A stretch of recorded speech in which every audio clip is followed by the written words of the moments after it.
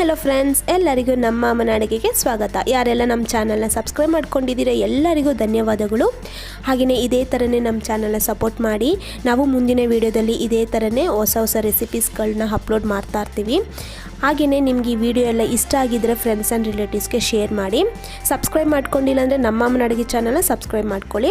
ಇವತ್ತು ನಾನು ಮಾಡ್ತಾ ಇರುವಂತ ರೆಸಿಪಿ ಮಿಕ್ಸ್ಡ್ ಫ್ರೂಟ್ ಕಸ್ಟರ್ಡ್ ಮಾಡ್ತಾ ಇದ್ದೀನಿ।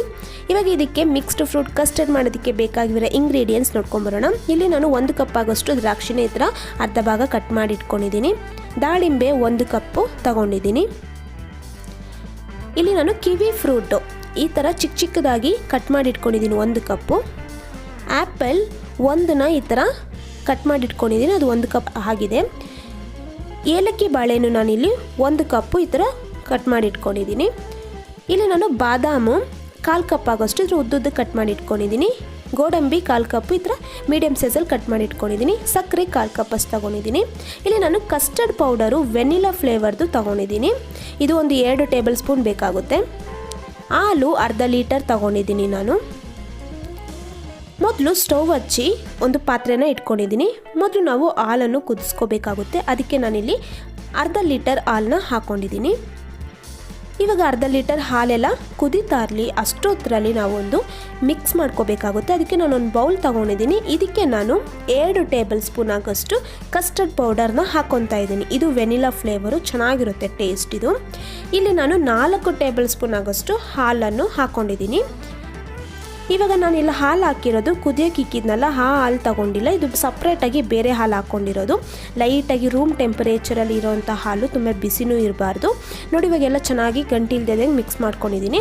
ಇವಾಗ ನೋಡಿ ಹಾಲೆಲ್ಲ ಒಂದು ಕುದಿ ಬಂದಿದೆ, ಒಂದು ಕುದಿ ಬಂದರೆ ಸಾಕಾಗುತ್ತೆ। ಇವಾಗ ಇದೆಲ್ಲ ಒಂದು ಸತಿ ಮಿಕ್ಸ್ ಮಾಡ್ಕೊಂಡಿದ್ದಾದಮೇಲೆ ನಾನು 1/4 ಕಪ್ ಆಗೋಷ್ಟು ಸಕ್ಕರೆನ ಹಾಕ್ಕೊಂಡಿದ್ದೀನಿ। ಸಕ್ಕರೆ ಎಲ್ಲ ಚೆನ್ನಾಗಿ ಕರಗಬೇಕು, ಒಂದು ಸತಿ ಇದೇ ಥರನೇ ಮಿಕ್ಸ್ ಮಾಡ್ಕೊತಾ ಇರಬೇಕಾಗುತ್ತೆ। ಇವಾಗ ನಾನು ಮೊದಲೇ ಮಿಕ್ಸ್ ಮಾಡಿ ಇಟ್ಕೊಂಡಿದ್ನಲ್ಲ ಅದನ್ನು ಒಂದೇ ಸತಿ ಹಾಕ್ತಾ ಇಲ್ಲ, ಒಂದು ಸ್ವಲ್ಪ ಹಾಕ್ಕೊತಾ ಇದ್ದೀನಿ। ಹಾಕ್ಕೊಂಡು ಈ ಥರ ಮಿಕ್ಸ್ ಮಾಡ್ಕೋಬೇಕಾಗುತ್ತೆ। ಇವಾಗ ನಾನು ಇನ್ನೊಂದು ಸತಿ ಹಾಕ್ಕೊಂಡಿದ್ದೀನಿ। ಇವಾಗ ಇದೆಲ್ಲ ಹಾಕ್ಕೊಂಡು ಚೆನ್ನಾಗಿ ಮಿಕ್ಸ್ ಮಾಡ್ತಾ ಇರಬೇಕು ನೋಡಿ। ಇದೇ ಥರನೇ ಮಿಕ್ಸ್ ಮಾಡ್ತಾ ಇದ್ದರೆ ಲೋ ಫ್ಲೇಮಲ್ಲಿ ಇಟ್ಕೋಬೇಕಾಗುತ್ತೆ ನೀವು। ಲೋ ಫ್ಲೇಮಲ್ಲಿ ಇಟ್ಕೊಂಡು ಈ ಥರ ಮಿಕ್ಸ್ ಮಾಡ್ತಾ ಇದ್ದರೆ ಒಳ್ಳೆ ಕನ್ಸಿಸ್ಟೆನ್ಸಿ ಬರುತ್ತೆ ನೋಡಿ। ಈ ಥರ ತಿಕ್ ಕನ್ಸಿಸ್ಟೆನ್ಸಿ ಆಗಿರಬೇಕು, ತುಂಬ ನೀರಾಗೂ ಇರಬಾರ್ದು, ತುಂಬ ಗಟ್ಟಿಯಾಗೂ ಇರಬಾರ್ದು, ಈ ಥರ ಕನ್ಸಿಸ್ಟೆನ್ಸಿ ಬಂದರೆ ಸಾಕು। ಇವಾಗ ಇದೆಲ್ಲ ತಣ್ಣಗಾಗೋಕೆ ಬಿಡೋಣ ನೋಡಿ ಫ್ರೆಂಡ್ಸ್। ಇವಾಗ ಒಂದು ಬೌಲಲ್ಲಿ ನಾನು ಟ್ರಾನ್ಸ್ಫರ್ ಮಾಡ್ಕೊತಾ ಇದ್ದೀನಿ। ಇವಾಗ ಇದೆಲ್ಲ ತಣ್ಣಗಾಗಿದೆ, ಇವಾಗ ಇದಕ್ಕೆ ಫ್ರೂಟ್ಸ್ನ ಹಾಕ್ಕೊಳ್ಳೋಣ। ಮೊದಲು ನಾನು ಆ್ಯಪಲ್ ಹಾಕ್ಕೊಂಡಿದ್ದೀನಿ, ಇವಾಗ ದ್ರಾಕ್ಷಿನ ಹಾಕ್ಕೊಂಡಿದ್ದೀನಿ, ದಾಳಿಂಬೆನ ಹಾಕ್ಕೊಂಡಿದ್ದೀನಿ, ಕಿವಿ ಫ್ರೂಟ್ನ ಹಾಕ್ಕೊತಾ ಇದ್ದೀನಿ, ಮತ್ತು ಬಾಳೆಹಣ್ಣು ಹಾಕ್ಕೊಂಡಿದ್ದೀನಿ। ಇಲ್ಲಿ ನಾನು ಏಲಕ್ಕಿ ಬಾಳೆಹಣ್ಣು ತೊಗೊಂಡಿರೋದು। ಇವಾಗ ಡ್ರೈ ಫ್ರೂಟ್ಸಲ್ಲಿ ಬಾದಾಮು ಗೋಡಂಬಿ ಸ್ವಲ್ಪ ಹಾಕ್ಕೊಂಡಿದ್ದೀನಿ, ಇನ್ನು ಸ್ವಲ್ಪ ನಾನು ಗಾರ್ನಿಷಿಗೆ ಎತ್ತಿಟ್ಕೊಂಡಿದ್ದೀನಿ। ಎಲ್ಲ ಹಾಕ್ಕೊಂಡು ಚೆನ್ನಾಗಿ ಮಿಕ್ಸ್ ಮಾಡ್ಕೊತಾ ಇದ್ದೀನಿ। ನೀವು ಯಾವುದೇ ಫ್ರೂಟ್ಸ್ ಬೇಕಂದ್ರೂ ಹಾಕ್ಕೋಬೋದು, ಇದಕ್ಕೆ ಪೈನಾಪಲ್ ಹಾಕ್ಬೋದು, ಪಪ್ಪಾಯ, ಇಲ್ಲಾಂದರೆ ಮಾವಿನ ಹಣ್ಣು ಹಾಕ್ಕೋಬೋದು।